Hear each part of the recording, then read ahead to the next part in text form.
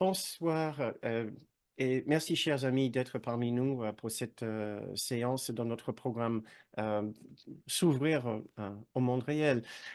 Et nous sommes encore dans une partie de cet atelier dans ce programme que j'appelle une sorte d'atelier où nous essayons de renouer un contact intime avec notre propre grande soi. Petite parenthèse, excusez-moi, on m'avait dit récemment que le micro n'était pas assez fort, donc je prends juste quelques instants pour ajuster, voilà. Euh, Très bien, excusez-moi. Euh, et nous essayons donc de renouer ce contact avec notre grande soi. L'idée étant que vivre le monde réel, c'est vivre ce monde ici et à travers les yeux et l'esprit de notre grande soi. Donc, forcément, il y a cette symbiose entre ces deux questions ou ces deux travails. euh, Travailler pour vivre dans ce monde d'une façon complètement différente et pour nous approcher à cette présence extraordinaire intérieure que le cours appelle le grand soi, qui le cours appelle le soi avec un S majuscule, mais du fait qu'il utilise aussi le mot soi avec un S minuscule, c'est un peu difficile de distinguer ces deux termes quand nous parlons. Quand nous lisons, bien sûr, c'est facile, mais quand nous parlons, c'est difficile. Donc, je précise la différence entre le petit soi et le grand soi, justement avec ces adjectifs. Euh, et donc, j'ai trouvé un magnifique petit paragraphe avec lequel je voulais commencer la séance ce soir. Ce soir, nous allons terminer ce genre de mini-atelier sur notre rapport à notre grande soi.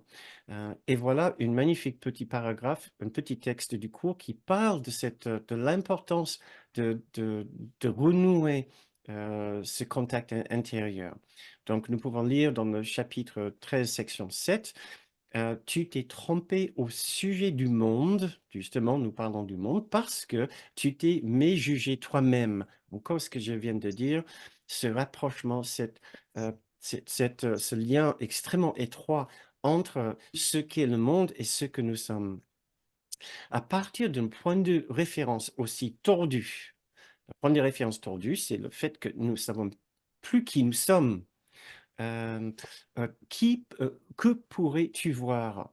Que pourrais-tu voir du fait que le point de vue qui est faux, le point de vue d'où la perception commence, c'est ce que tu penses être, est déjà faux. Je continue. Toute vue part de celui qui perçoit, qui juge de ce qui est vrai et de ce qui est faux. Donc là, il établit cette relation très intime et très importante entre l'être que nous pensons être et le monde que nous voyons, le monde dans lequel nous vivons. Euh, et quelques phrases après, il dit, le Christ est encore là. Et par juxtaposition, il essaie de nous faire comprendre que nous ne sommes pas en train de vivre le Christ. Nous sommes en train de vivre une erreur, mais c'est ce que nous allons lire tout à l'heure ce soir. Le, euh, le Christ est encore là, bien que tu ne le connaisses pas. Son être ne dépend pas de ce que tu le reconnaisses, ce qui est logique. Il n'existe pas parce que nous le reconnaissons. Il existe d'une façon complètement indépendante et en dehors de ce que nous faisons avec notre connaissance de nous-mêmes, la connaissance du Christ. Et c'est très important de savoir le Christ qui est notre réalité comme une extension de Dieu est toujours là, est toujours présent. Et nous pouvons la raison pour laquelle j'ai choisi ce petit paragraphe, c'est qu'en lisant, j'ai dit, ah, c'est magnifique, c'est tellement rassurant en quelque sorte de savoir que peu importe ce qu'on pense avoir fait, notre réalité est toujours bel et bien là. Donc, je continue à lire. Son être, l'être du Christ ne dépend pas de ce que tu le reconnaisses. Il vit au-dedans de toi, dans la quiétude du présent, et il attend que tu laisses le passer derrière toi pour entrer dans le monde qu'il t'offre avec amour. Donc, il vit au-dedans de nous, il vit au-dedans de vous, dans la quiétude du présent. Et il n'attend qu'une chose, c'est qu'on le laisse passer Il dit ici derrière, on peut dire aussi devant, pour entrer dans le monde qu'il t'offre avec amour. Euh, Donc, c'est le travail que nous avons essayé de faire maintenant depuis quelques semaines, c'est de ressentir ce que c'est l'univers de ce soi intérieur qui est l'extension du Christ, le grand soi qui est l'extension du Christ, la façon dont nous vivons personnellement le Christ en nous. Nous en avons déjà parlé de deux aspects de du Christ en nous, du grand soi, la façon dont il nous aide avec deux aspects de l'ego. L'ego qui veut nous piéger dans l'anciennement, dans le monde tel que nous le voyons, à travers une expérience de particularité, une expérience de culpabilité. Je vous rafraîchis juste la mémoire par rapport aux séances que nous avons faites récemment. Euh, L'ego qui nous dit, du fait que tu sais plus qui tu es, je vais te dire qui tu es, mais tu vas jamais être sûr de ce que tu es, puisque l'identité que je te donne est complètement illusoire. Donc, tu vas chercher à jamais reconnaissance pour l'être que tu penses être. Tu vas demander à tout le monde de reconnaître ton existence. Tu vas déplorer ces personnes qui t'ignorent, qui te rabaissent, qui te font croire que tu n'es rien, que tu n'existes pas. L'ego qui essaie de nous piéger par la culpabilité en disant tu souffres, c'est horrible, c'est la faute des autres. L'ego qui nous piège avec la culpabilité, qui nous fait accuser les autres pour d'être responsables et d'être encore plus fautifs que nous. Tout cela, le grand soi en nous n'en sait rien du tout. Il ne connaît rien de toute cette expérience. Nous avons deux soi. Le petit soi, tel que je viens de vous le décrire, qui nous entraîne par ces ressentis extrêmement puissants de particularité ou de doute de notre identité, de culpabilité de l'autre côté.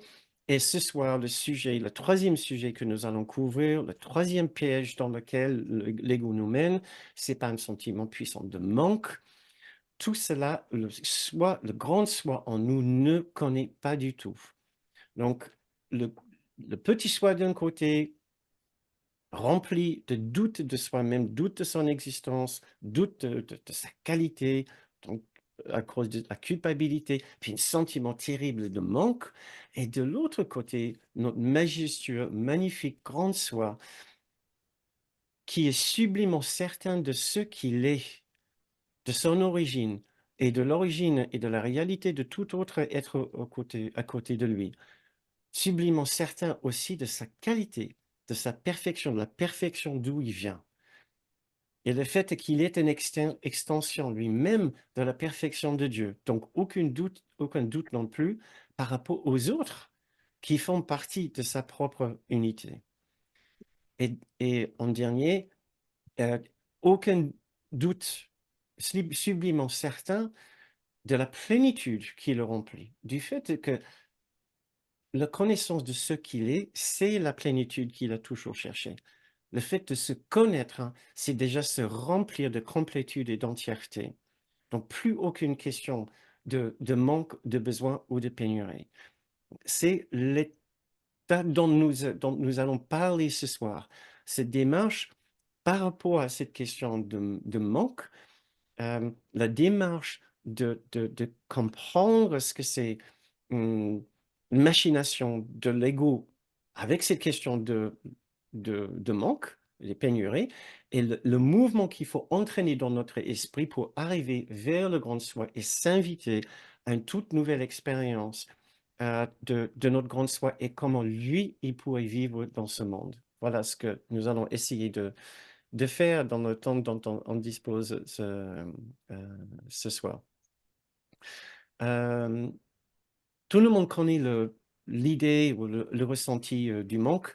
Nous arrivons dans ce monde, en tant que bébé, et nos premières démonstrations, remonstrations sont de l'ordre du manque pour exprimer un sentiment de manque.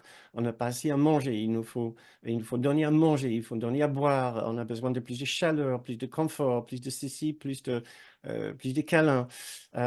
Et au fur et à mesure que nous grandissons, nos besoins ne cessent pas, deviennent peut-être plus nombreux, aussi plus sophistiqués, plus nuancés, et nous développons aussi des façons plus sophistiquées et soi-disant nuancées pour les satisfaire. Euh, et cela souvent aux dépens des autres, ce qui était le sujet de notre séance il y a quelques semaines. Nous avons aussi parlé de ce même sujet, mais dans le contexte de nos relations avec d'autres personnes, pour bien constater le dégât que nos attentes peuvent faire dans nos relations avec les autres en leur mettant euh, dans le rôle ou la place de ceux qui sont responsables pour la satisfaction de nos besoins. Euh, Ce sentiment de manque aussi qui est la force derrière l'économie mondiale, au moins l'économie dans le monde occidental, ce qui est quasiment la totalité du monde maintenant, euh, et qui risque de nous mener justement à la perte du monde du climat et de la biosphère. Donc, c'est très important de comprendre le sujet du manque, pas simplement du point de vue de notre expérience personnelle, pour savoir comment est-ce que nous pouvons vivre plus pleinement, plus heureusement dans cette vie, mais c'est aussi important de comprendre pour savoir pourquoi ce monde, l'homme, n'arrive pas à régler les problèmes actuels auxquels nous faisons face, tels que le climat et la nature, l'environnement. Euh, pourtant, ce sentiment de manque et de pénurie et contre nature selon un cours miracle. Comme je vous ai dit tout à l'heure, le grand soi ne ressent rien de tout cela. Et voici juste quelques petites phrases du cours qui peuvent nous aider à comprendre le point de vue du cours justement sur ce sujet. Jusqu'à la séparation, rien ne manquait. Donc, la séparation, c'est toujours cette idée qu'à l'origine de l'existence déjà de cet univers et surtout de l'esprit de l'homme bien avant sa naissance, si vous voulez, euh, sa création demeure au sein de Dieu qui est une unité. À un moment, l'extension de cette unité que nous sommes, que nous étions, a décidé, a fait un très mauvais, trop mauvais choix de vouloir expérimenter quelque chose qui s'appelle la séparation d'avec l'unité. Et voici, ici, il nous dit que dans l'unité avant la séparation, rien ne manquait. Il n'y avait, pour continuer à lire, il n'y avait pas du tout de besoin. Les besoins ne surgissent que lorsque tu te prives toi-même. Et la privation avec laquelle nous nous affligeons, c'est la privation de notre propre identité au sein de l'unité du Christ. Et voilà, donc ce qui déferait immédiatement la séparation et nous rappellerait immédiatement notre unité, notre véritable condition d'unité. Et l'unité nous remplit en même temps qu'un sentiment du souvenir de ce que nous sommes, nous remplit aussi d'un sentiment de plénitude, puisque notre identité est la plénitude elle-même. Deux autres petites phrases. Euh, Tu es un seul soi, complet, guéri et entier. Complet, guéri et entier. C'est notre véritable condition de base, condition d'origine. Il reprend ces trois mots exactement pareils dans dans une autre partie du livre d'exercice, quand il dit, je suis le Fils de Dieu, complet, en parlant de nous tous, hein, pas de Jésus, je suis le Fils de Dieu, complet, guéri et entier, resplendissant dans le reflet de son amour. Donc nous l'entendons deux fois, peut-être pour une raison, c'est qu'il veut qu'on sache à quel point c'est important et c'est une condition principale et fondamentale de notre existence. Nous sommes déjà complets et entiers tels que nous sommes. Un autre un petit extrait du euh, premier chapitre. euh, une section du premier chapitre, la section 4, qui s'appelle l'illusion des besoins, que je vous encourage à lire. Les ténèbres sont un manque de lumière comme le péché est un manque d'amour. Elles n'ont pas de propriété unique. C'est un exemple de la croyance dans le manque, d'où seule l'erreur peut procéder. La vérité est toujours abondante. Ceux qui perçoivent et reconnaissent qu'ils ont tout n'ont aucune sorte de besoin. Ce qu'il veut dire ici, c'est que dans la connaissance de la vérité, nous ressentons immédiatement, nous avons immédiatement une expérience d'abondance. Ceux qui perçoivent et reconnaissent qu'ils ont tout n'ont aucune sorte de besoin. Et la vérité, c'est que nous avons tout. Je continue à lire. Le but de l'expiation, dans le cours, ça équivaut à la guérison. Voilà. Le but de l'expiation ou la guérison est de tout te rendre, ou plutôt de le rendre à ta conscience. Comme à chacun, tout t'a été donné quand tu as été créé. Donc, il parle ici d'une condition fondamentale de notre esprit, de notre grande soi, de notre existence, pour l'instant bien au-delà de ce que nous pouvons certainement imaginer, mais notre but n'est pas soudain de sauter au ciel et de nous dire, mais j'ai tout, j'ai besoin d'absolument rien, je peux tout donner à tout le monde, j'ai pas besoin de fermer ma maison, fermer ma clé, je donne ma voiture à la première personne qui me le demande. Ce n'est pas du tout ça. Nous avons besoin d'une longue phase de transition pour comprendre ce qu'il veut dire ici, mais au fond de nous, il y a une façon de vivre dans la connaissance et la conscience euh, que quelque chose au fond de nous est déjà entièrement satisfait et entièrement nourri tel que c'est, sans le moindre besoin. Et nous allons essayer de, de chercher les moyens de stimuler ou provoquer quelques petites expériences dans ce sens ce soir. Donc, l'origine de toute cette expérience, c'est l'ego qui a dit qu'au moment que tu t'es séparé de Dieu, tu as absolument tout perdu. Dans ce sens, ce n'est pas forcément faux, puisque quand nous perdons notre propre identité, il ne nous reste pas grand-chose. Si nous fermons la porte, par exemple, à l'amour, nous ne pouvons pas déplorer après que nous ressentons un manque d'amour. Sauf que l'ego a sa propre réponse pour ça. Il a dit, ne demande pas à Dieu de remplir ton besoin d'amour. Moi, j'ai beaucoup d'autres solutions pour toi. Je peux t'aider à trouver l'amour qu'il te faut, mais dans ce monde. Parce que pour l'ego, l'essentiel, c'est que nous restions avec son identité particulière avec laquelle il nous a donné. Et pour ceux qui aiment la métaphysique du cours, nous pouvons faire cette petite parenthèse pour dire que l'ego lui-même est l'expérience de la plénitude. Excusez-moi, lapsus, est l'expérience du manque, de la pénurie, de la privation. L'ego est indissociable d'une expérience de manque. Il est né de l'absence de l'amour de Dieu et l'identité du Christ. Il est la voix qui surgit dans notre esprit quand nous refusons d'être ce que nous sommes. Soudain, il y a une identité dans notre esprit qui représente cet autre qui n'est pas le Christ. Le Christ est plénitude, l'ego est le manque et l'absence de plénitude. Ce qui explique pourquoi nous risquons d'avoir des difficultés à faire ces exercices de plénitude et de satisfaction. Parce que, comme nous avons dit aussi pour les autres questions de reconnaissance de notre identité, d'innocence, etc., l'ego en nous sait que dans la présence de l'abondance et de la plénitude, de la complétude, il disparaît. Plus nous essayons de nous dire tel que je suis déjà complet, je peux connaître un sentiment de satisfaction totale et profonde là où je suis, nous risquons de connaître quelques difficultés en faisant cette démarche.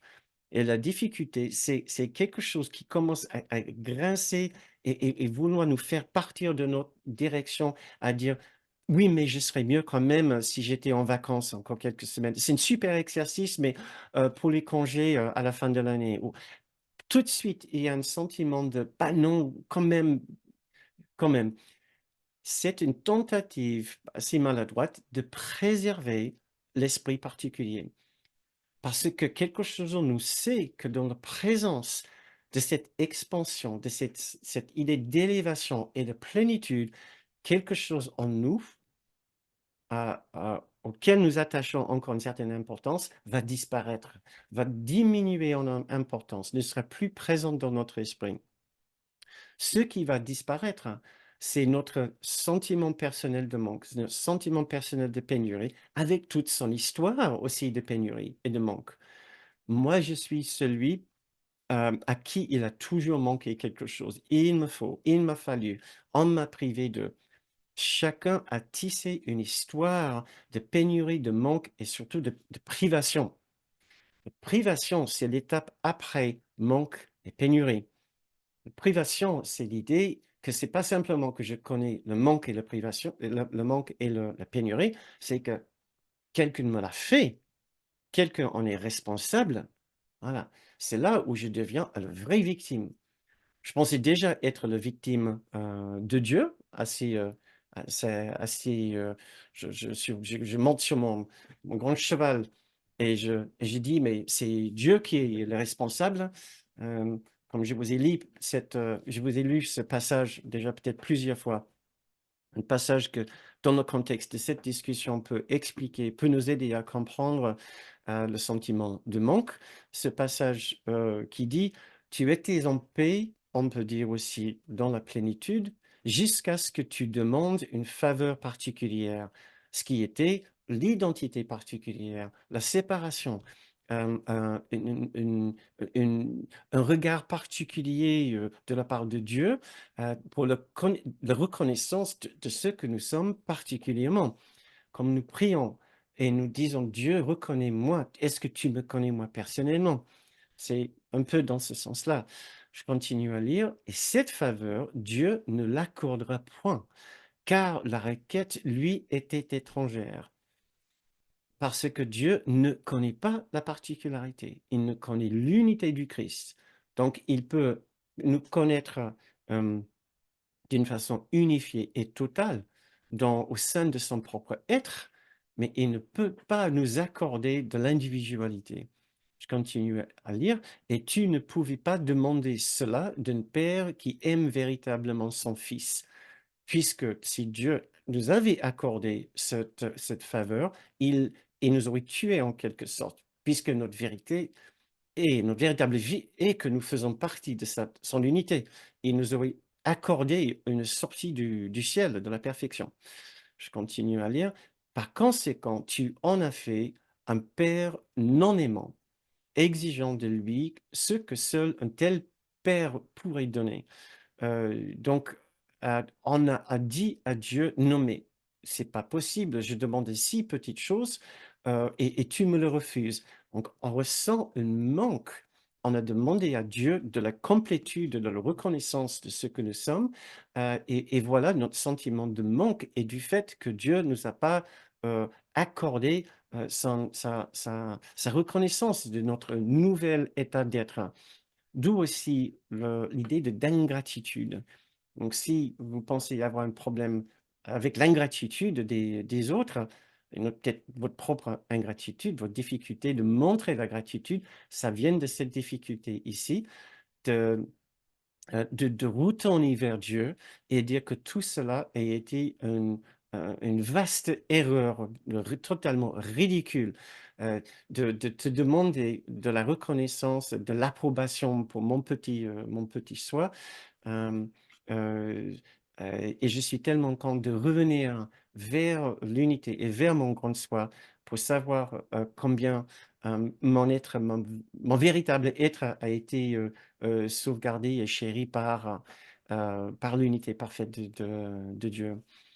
Euh, donc, une fois que nous acceptons cette condition de pénurie et de manque et de privation, une fois que nous écoutons l'ego et de ses mensonges, nous savons bien que cela mène à un stress absolument énorme où nous courons du matin au soir après différentes activités, différents euh, projets, d'une relation à une autre, d'un ami à un autre, d'un collègue à un autre, dans le but de satisfaire une liste sans fin de besoins. Heu, Sans forcément à la fin de la journée pouvoir dire: «Bah, enfin je me sens absolument comblé de ma journée. J'ai atteint tous mes objectifs, et j'ai satisfait absolument tous mes besoins». Et si jamais c'est le cas, tant mieux pour vous. Vous savez bien que le lendemain matin, comme le hamster, dans la roue, il faut remonter dans la machine et il faut recommencer pour resatisfaire, pour chercher à satisfaire tous ses besoins. Or, tout tranquillou, tout tranquillement à côté, il y a notre grande soi qui en tailleur, tout tranquillement, il nous attend et il dit: «Et si tu te posais juste quelques instants avec moi, tu peux peut-être arrêter de courir et savoir que tu es déjà arrivé là tu es». C'est ce que nous allons, essayer de faire maintenant. Donc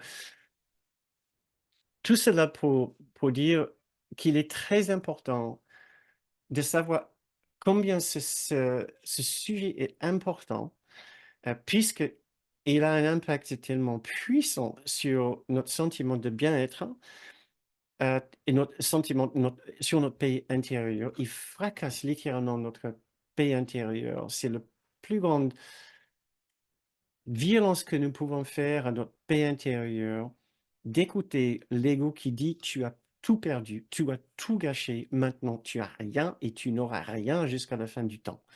C'est la voix que nous écoutons, c'est la voix qui nous parle de notre esprit, dans l'esprit particulier de chacun, bien sûr, pas dans son véritable esprit juste. C'est très important quand même de distinguer les 2. Nous ne sommes pas que l'ego. Bien sûr, nous sommes aussi, le grand et majestueux, esprit juste, le grand soi, et qui lui est juste serein et complet et entier tel qu'il est à chaque instant. Mais est-ce que nous faisons l'effort d'aller vers cette présence? Comme je vous ai expliqué, si nous ne faisons pas attention, nous allons ressentir une certaine difficulté ou friction pour faire cet exercice, pour mettre le sentiment de manque et de besoin de pénurie de côté, juste quelques instants, le temps de juste nous reposer. La difficulté vient du fait de savoir, consciemment ou inconsciemment, qu'en faisant cette démarche, en glissant vers la sérénité de l'instant présent avec de l'instant saint, l'instant présent dans la présence du Saint-Esprit, de Jésus et de notre grande soi, nous perdons notre histoire de souffrance liée à la pénurie.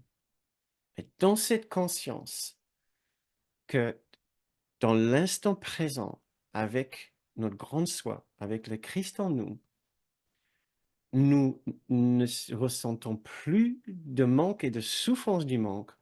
Cela remet en question toutes les fois que nous nous sommes plaints d'avoir été volés, dérobés, privés, trichés, trompés, et diminués par quelqu'un.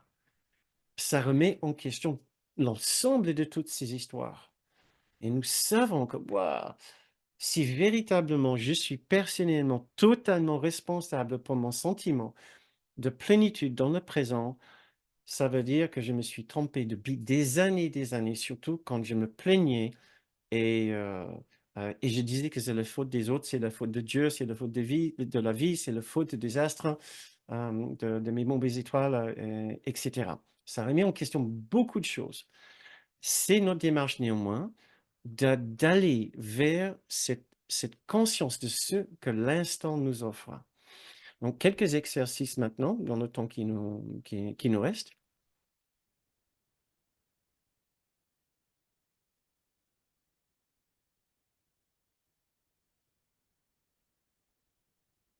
Hem, je me demande si vous êtes au courant de cette série d'études qui ont été, faites dans le domaine de la, psychologie positive, qui ont démontré qu'au de pour démontrer la vérité ou non de ce dicton qui dit: «Nos besoins sont infinis, il faut toujours plus pour être heureux».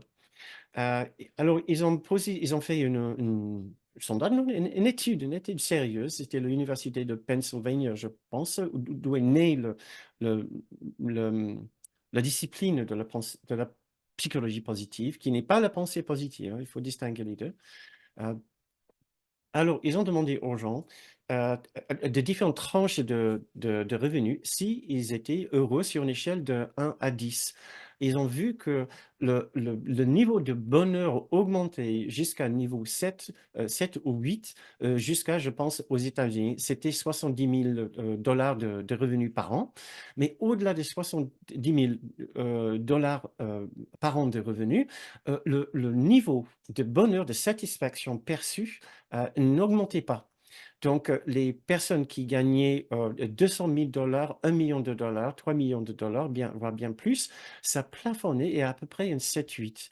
Ce qui est simplement pour dire que nos besoins ne sont pas infinis. Il y a autre chose qui manque pour atteindre un niveau de 10 euh, que l'argent et les moyens ne peut pas combler. Et aussi que notre rapport avec les besoins est vraiment, vraiment flexible, n'est pas ce que nous avons toujours cru.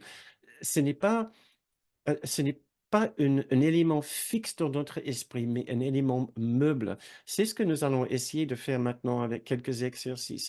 C'est de voir débat, déjà quel est notre rapport avec ce sentiment de manque. Euh, et je voudrais bien que vous évoquiez dans votre esprit un moment où vous avez déjà euh, bien ressenti cette idée de manque, qu'il manquait quelque chose dans votre vie. Vous aviez l'impression qu'il vous fallait absolument quelque chose pour être mieux, pour être plus heureux, pour être plus comblé. Ça aurait pu être un autre travail, un autre lieu de vivre, de vie, une autre habitation, un autre appartement, euh, une autre activité, un autre projet, un autre climat, une autre personne dans votre vie, une autre relation, un autre ami, un autre parent, euh, ou l'amour d'un parent que vous n'avez jamais eu. Ce n'est pas une question pour nous de plonger dans ce sentiment de manque, mais de juste ancrer dans notre esprit combien c'est pénible, ce sentiment. Plus nous nous rendons compte de la pénibilité de ce sentiment, de la douleur provoquée par ce sentiment, plus nous serons motivés à faire quelque chose, à faire ces leçons, à, à déterminer que nous ne voulons plus connaître ce sentiment dans notre vie. Puisqu'autant que euh, nous l'avons peut-être vécu dans quelques petites situations précises de la vie, peut-être vous le vivez encore par rapport à un projet ou un aspect de votre vie, que ce soit votre lieu d'habitation ou de l'argent ou vos activités. Le sentiment de manque est présent avec nous à chaque instant et pas simplement dans ces domaines spécifiques. Chaque fois que nous nous posons et nous sommes agités et nous avons besoin de rebouger, où nous nous posons pour lire et il nous manque, il nous manque, il nous manque, et où notre esprit part ailleurs et encore ailleurs, et nous avons vraiment du mal à nous poser.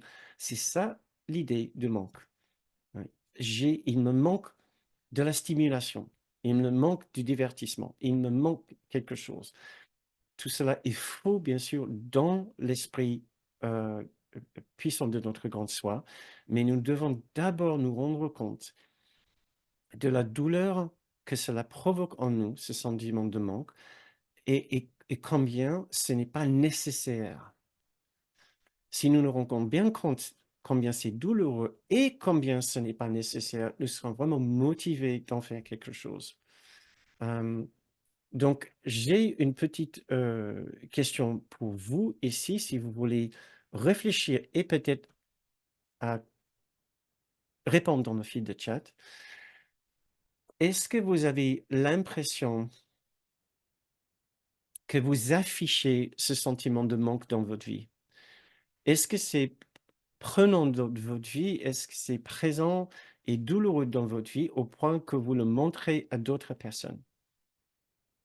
Peut-être vous êtes le genre à le garder à l'intérieur de vous. Peut-être vous êtes le genre à à à le laisser paraître, voilà, et le démontrer, aux autres. Ce n'est pas que il y a pas une bonne façon de faire, une mauvaise façon de faire, c'est juste de nous rendre compte que si nous le ravalons, nous pouvons cela peut se transformer en aigreur, en amertume, hem et nous pouvons nous sentir comme un genre de martyr et si nous l'exprimons, nous pouvons nous rendre compte combien peut-être que ça ne fait pas forcément plaisir aux autres autour de nous, qui entendent de notre bouche toujours une histoire de manque, et de victimes et de sacrifices. Donc c'est juste pour nous rendre compte de la présence de cette force dans notre vie. C'est très facile d'écouter ces enseignements et de penser: «Mais c'est juste une oui, c'est un enseignement philosophique et spirituel très intéressant. Oui, question de manque, j'aime bien étudier l'histoire, la question». C'est bien plus que ça. Si vous voulez vraiment faire honneur à ces enseignements et honneur à un court miracle et surtout peut-être honneur à notre guide Jésus dans un court miracle, alors, il vous invite à réfléchir sérieusement au rôle que le manque a pris dans votre vie, comment vous le manifestez et comment maintenant cela peut vous soulager, soulager vous-même et soulager votre peut-être faire un immense cadeau à votre entourage si vous pouvez enfin commencer à juste goûter et déguster la paix d'une vie qui n'est pas dominée par ce sentiment de manque qu'il y a toujours autre chose à chercher et à faire. Hem, nous nous affligeons tout seuls un grand sentiment de manque et maintenant nous avons la possibilité de peut-être, retourner ceci et remplir notre esprit, nous inviter au moins vers une autre expérience. Est-ce que vous avez peut-être connu quelqu'un, est-ce que vous connaissez quelqu'un qui avait bien moins de moyens que vous, mais qui semblait toujours bien, toujours heureux ou relativement heureux ou très heureux, heu et que cela vous a surpris, cela vous a étonné un petit peu, de savoir qu'il y a quelqu'un quand même qui que ne vous pouvez pas dire que vous l'enviez, vous enviez ses moyens. Il avait moins de moyens que vous, il avait une situation plus difficile que vous, et pourtant, il se montrait plus détendu, plus en paix, peut-être même plus généreux. Je pense que nous avons tous entendu soit connu quelqu'un comme cela ou entendu parler de quelqu'un comme cela. Ce genre de personne fait du bien autour d'elle, heu et ça reste peut-être toujours une possibilité pour nous. Ouais. Nous avons souvent bien plus que ce qu'il nous faut pour être fondamentalement et profondément heureux et je vous pose les questions, combien de plus est-ce qu'il vous faut pour être vraiment profondément heureux et quand est-ce que vous allez décider que vous avez déjà assez pour être profondément heureux et pour connaître un sentiment, une expérience de plénitude intérieure, et pour vous inviter vers une expérience, d'être totalement comblé et comblé par l'amour de Dieu, comblé par le souvenir de votre propre réalité dans le Christ. Première question, donc combien est-ce qu'il vous faut? Qu'est-ce qu'il vous faut de plus pour être fondamentalement comblé et heureux? Et quand est-ce que vous allez décider que vous avez enfin assez? Et ça suffit maintenant. J'ai tout ce qu'il faut ici et maintenant pour être profondément et fondamentalement heureux.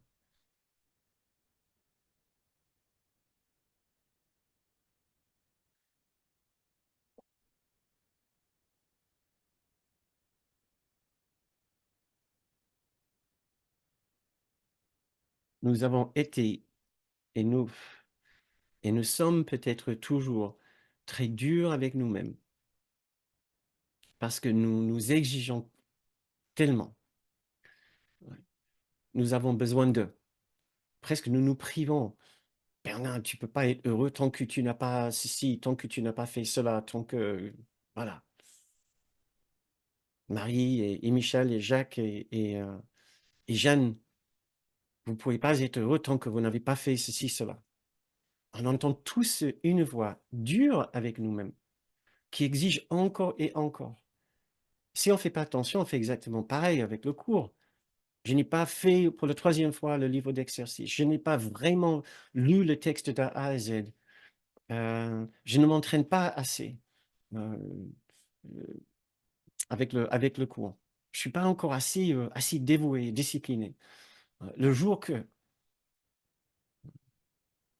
est-ce que nous nous rendons compte combien nous sommes durs avec nous-mêmes au lieu de nous offrir quand même quelques instants juste de répit et de tranquillité tels que nous sommes?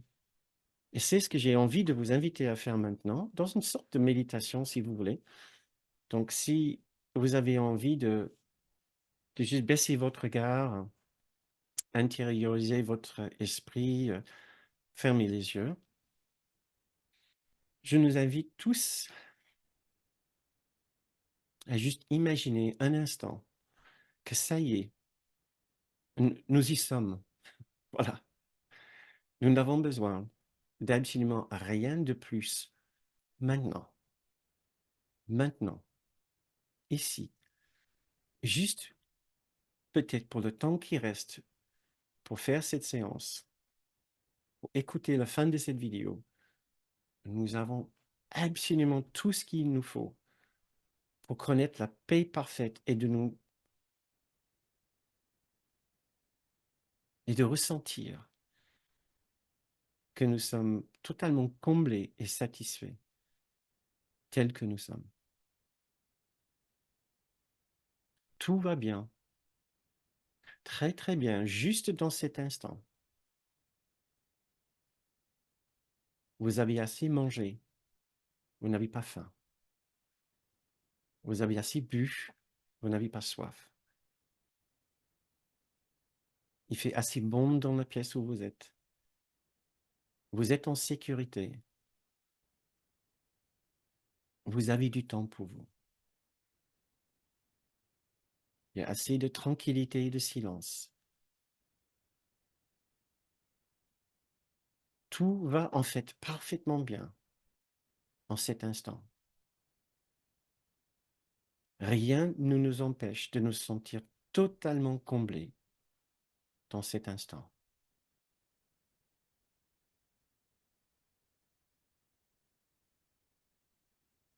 Nous pouvons nous détendre, mais si entièrement maintenant,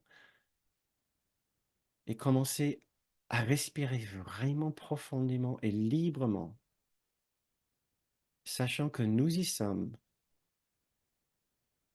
nous sommes arrivés à cet endroit de plénitude et de complétude, tel que nous sommes,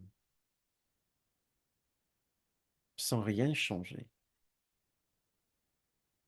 sans rien chercher, sans rien bouger.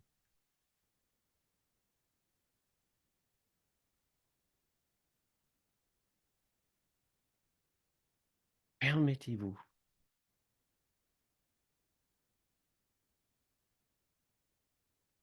permettez-vous de vous détendre de cette façon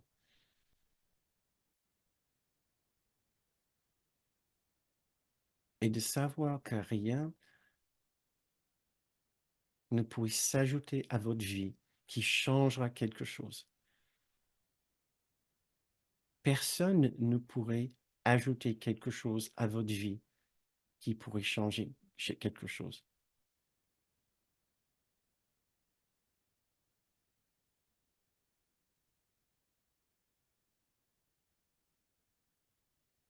Imaginons, vous êtes complet et parfait tel que vous êtes.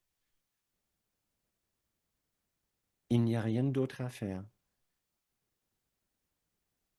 Il n'y a rien d'autre à chercher.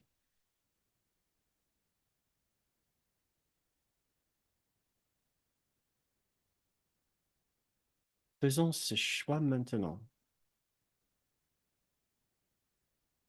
faisons ce choix fort pour envoyer un signal fort à notre esprit décideur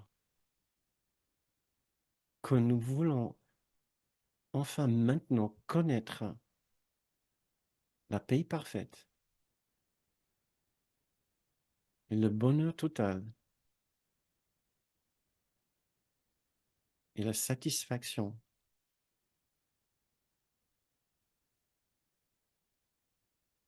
du fait de savoir que nous sommes déjà complets, entiers,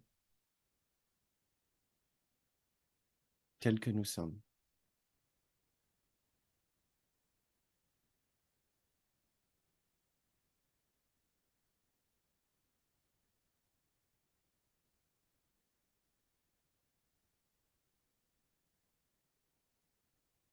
Imaginons,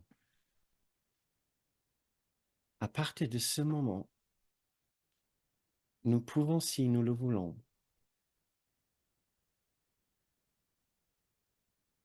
avancer dans la vie, continuer avec nos projets,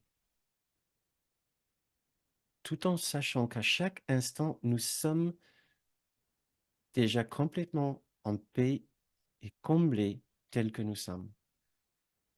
Que cet instant tranquille reste avec nous.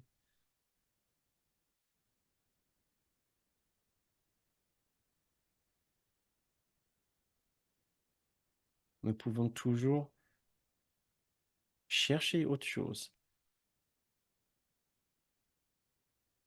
mais nous ne le ferons plus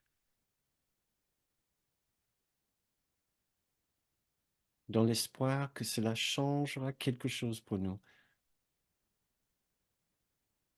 Cette chose ne pourra pas ajouter quelque chose à notre paix intérieure.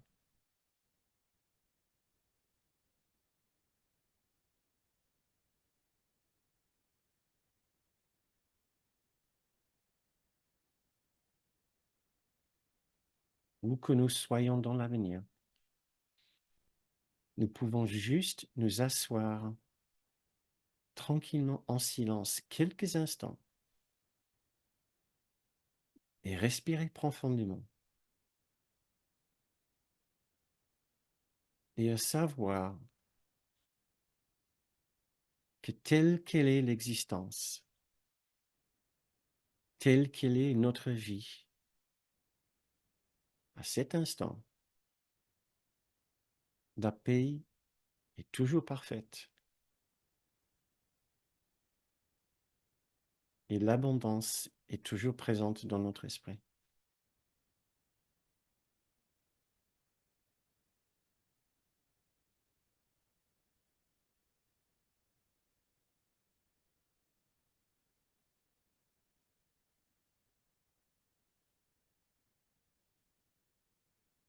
Quand nous nous posons juste quelques instants et nous fermons les yeux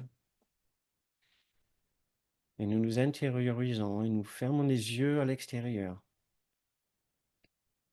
nous pouvons nous rappeler que la réalité que nous cherchons, celle qui est la plus importante pour nous, est celle que nous trouvons dans notre propre cœur, celle que nous trouvons dans notre propre esprit.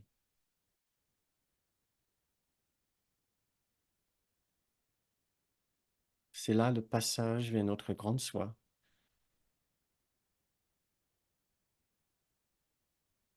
C'est là le lieu de rencontre avec le Christ en nous. Et à chaque instant, nous pouvons nous souvenir que nous sommes totalement libres de nous approcher à la paix de Dieu et de connaître juste un instant le parfum de son amour.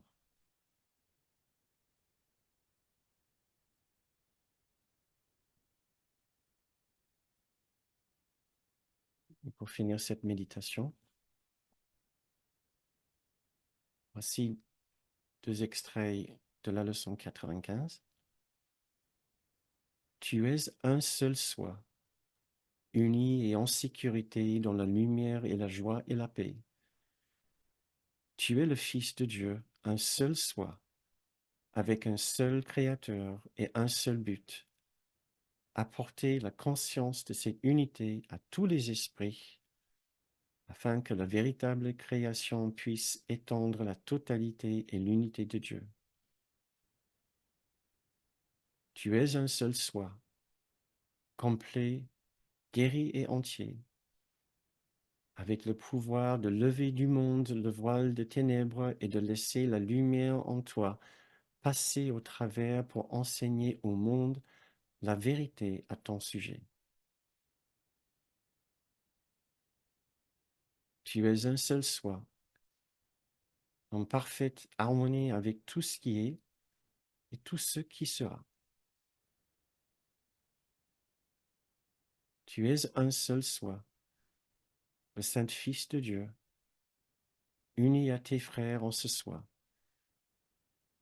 uni à ton Père en sa volonté.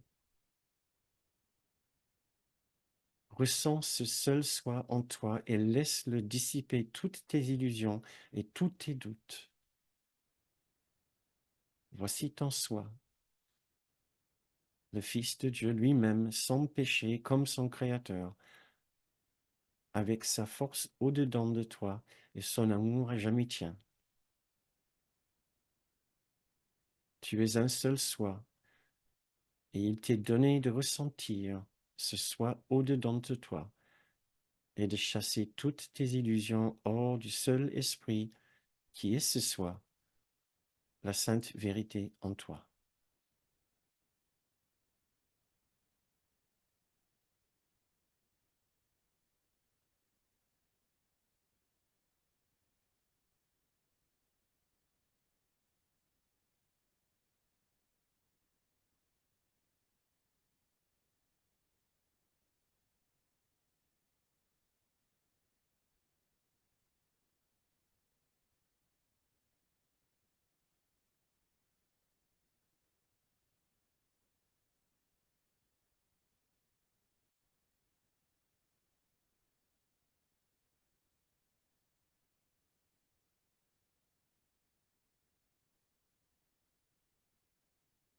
N'oublions pas de nous offrir quelques instants de repos dans la journée, au lieu d'être si exigeants avec nous-mêmes, au lieu d'insister qu'il y a toujours plus qu'il faut chercher, il y a toujours autre chose. Nous nous mettons sous une pression si immense.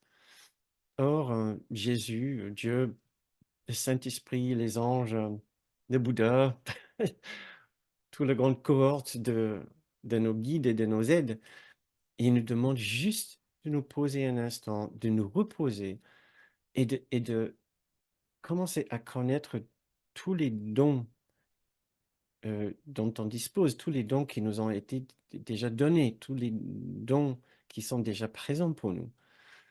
Euh, c'est l'invitation, voilà, que je présente. Euh, J'essaie de voir ce que nous pouvons faire. Est-ce que nous avons commencé un petit peu plus tard? Il y avait une magnifique section justement du premier chapitre dont je vous ai parlé et que je peux peut-être juste, dont je peux peut-être lire quelques phrases pour finir, sachant que maintenant, là, l'exercice que nous venons de faire, c'est quelque chose de très pratique et le cours parle de ces questions de besoin d'une façon assez métaphysique. Il met la barre très, très haut. Euh, et notre objectif, tout d'abord, nous devons nous empêcher d'être trop impressionnés par ce niveau extrêmement élevé euh, de, de la vision de Jésus de l'Esprit. Euh, et nous devons constamment chercher les passerelles vers cet état dont il parle. Constamment. Ne jamais nous décourager du fait qu'il nous présente quelque chose qui semble absolument inatteignable et trouver les petits pas, faire les tout petits pas, tels que juste nous poser et dire, ben, OK, j'ai peur de ne pas avoir assez, je sais que je suis à fond dans un projet, j'ai l'impression qu'il me le faut absolument pour être bien. Mais juste pendant 5 minutes, je peux me poser et prétendre que tout cela n'existe pas. Je peux revenir dessus après. Pendant juste quelques instants, je peux me poser et essayer de sentir, profondément ressentir que je suis en sécurité et j'ai suffisamment d'abondance là où je suis, suffisamment de sécurité là où je suis maintenant.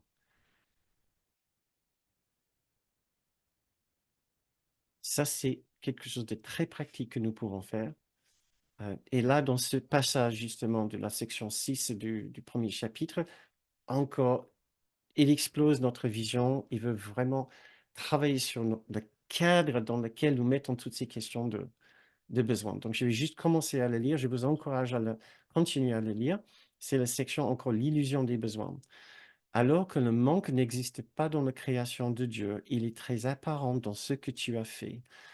De fait, c'est la différence essentielle entre les deux.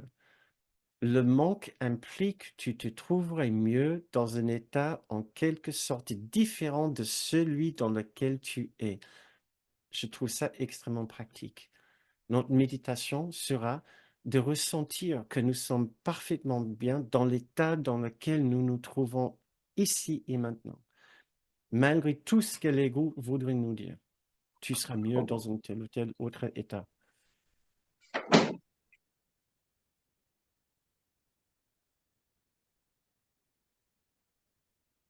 Je continue à lire.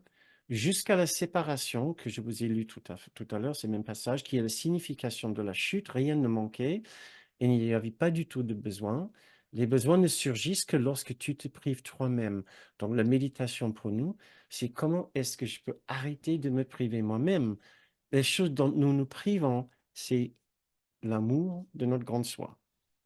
Comment est-ce que je peux arrêter de me priver de l'amour qui est dans mon propre cœur, dans l'amour qui est présent dans mon esprit, dans le silence de mon sanctuaire intérieur. Tu agis conformément à l'ordre particulier de besoins que tu établis. Cela, en retour, dépend de ta perception de ce que tu es. Donc, notre méditation, c'est comment est-ce que je peux changer la perception de ce que je suis et revenir à une idée de moi bien plus élevée. Je ne suis pas ce petit soi, ce petit corps et ce petit être psychologique. Je suis bien plus grand que ce petit soi attaché à ce corps. Le sentiment d'être séparé de Dieu est le seul manque que tu aies réellement besoin de corriger. Donc encore, notre méditation, c'est qu'est-ce que je peux faire pour me sentir en lien et unifié à cette présence que nous appelons Dieu, qui est simplement une présence d'amour, pour que je puisse faire partir ce sentiment de manque. Je continue à lire. Ce sentiment de séparation n'aurait jamais surgi si tu n'avais pas distordu ta perception de la vérité, percevant ainsi un manque en toi. Donc, notre méditation, c'est comment est-ce que je peux ressentir qu'il n'y a aucun véritable manque en moi. Voilà, je pense que cela suffit. Je vous encourage donc à lire ces passages dans ce texte qui est très beau. Et maintenant, juste pour terminer, euh, j'ai envie de vous encourager à faire une mini-méditation sur cette question, sur les mots pas encore assez. C'est ce que l'ego nous crie ou nous chuchote tout le temps. Tu n'as pas encore assez. Ça ne suffit pas encore. Et juste essayer de déterminer de faire quelque chose par rapport à cette loi de l'ego qui sera toujours là, à nous inquiéter, à nous stresser, à, à nous faire poser 1000 questions. Mais qu'est-ce qu'il me faut de plus? Qu'est-ce qui manque? Tu n'as pas encore assez. Et au moins, si nous l'entendons ici d'une façon calme, quand nous l'entendons d'une façon criante demain ou après-demain ou la semaine prochaine, nous pouvons nous rappeler, ben tiens, ça me dit quelque chose. Je l'ai entendu quelque part. Oui, c'est la voix endémique dans l'ego universel, dans l'esprit de chacun. Tu n'as toujours pas assez, pas encore assez. Mais si. Et nous devons le contrer avec une autre idée. Mais si j'ai assez maintenant, j'ai assez juste maintenant pour trouver la paix parfaite.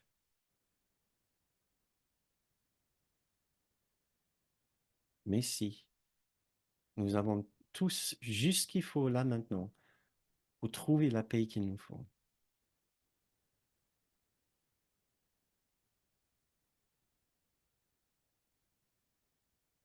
Très bien.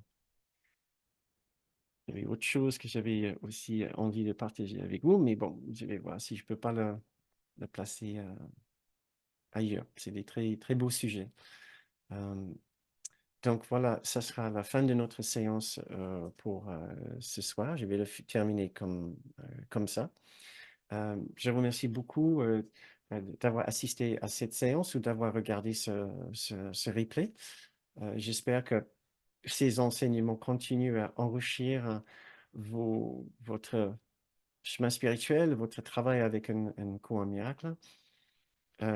Si c'est le cas, si vous avez l'impression que oui, cela vous donne des idées à réfléchir et même des pratiques à travailler, et si vous avez envie de nous aider pour soutenir ce travail, nous vous encourageons à considérer à faire une contribution puisque nous ne demandons pas une tarif fixe pour ces séances, telle somme par séance, par enseignement. Nous encourageons tout simplement les contributions en fonction de ce que vous pensez recevoir. Et vous pouvez faire une contribution en allant sur notre site bernardgroom.com où vous trouverez l'onglet Contribuer. Donc, nous vous remercions très sincèrement pour toute votre aide qui nous permet de la façon la plus concrète à préparer, formuler, imaginer, organiser ces enseignements et à produire les vidéos par la suite et aussi les fiches de pratique. Donc, merci d'avance et merci aussi à nouveau à tous nos contributeurs qui, qui sont très chers en notre cœur parce que vous nous permettez de faire ces enseignements qui nous enrichissent aussi, Patricia et moi, énormément. Merci à vous. Euh, et donc, nous commençons un autre volet de notre programme S'ouvrir au monde réel, pas ce lundi prochain. Le lundi prochain, nous serons toujours en stage, le 20, mais ça sera le 27. La prochaine séance, ce sera pour le 27 mai maintenant.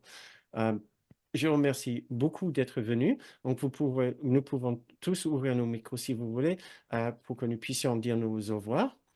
Nous souhaiter une très bonne semaine, ou 2 semaines justement.